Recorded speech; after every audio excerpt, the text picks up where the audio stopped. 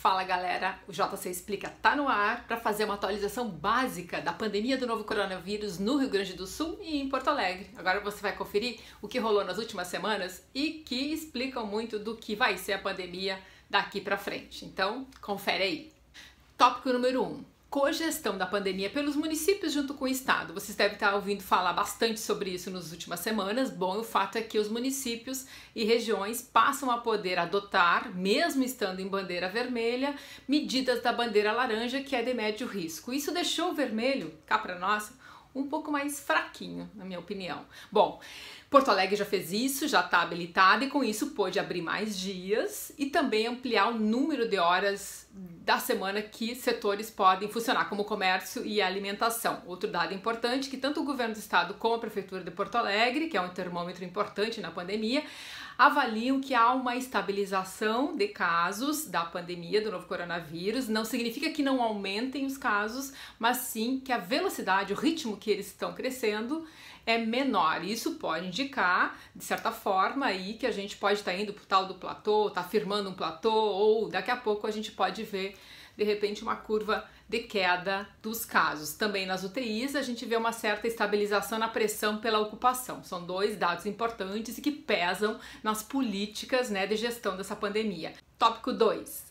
Que a gente tem em Porto Alegre, que é muito importante ficar ligado. Aqui, as entidades empresariais pediram para a prefeitura para ampliar o número de horas do dia que podem funcionar, tanto alimentação como comércio, e mais um detalhe, colocando o sábado na cestinha. Quer dizer, o sábado hoje não abre nada e poderia passar a funcionar. O prefeito de Porto Alegre recebeu a proposta, o plano que está sendo chamado de flexibilização super controlada, com certo receio, pediu cautela, disse que nesse momento tudo tem que ser muito bem pensado para que a gente não caia num risco ou, né, de ter aí uma aceleração de casos e principalmente pressão sobre as UTIs, que tem tido um recuo no número de internações, mas que a própria prefeitura diz que é preciso observar mais. Então vamos ficar ligados aí para ver se pode ter alguma medida para aumentar as aberturas, né, ter um período maior de funcionamento para acalmar um pouco aí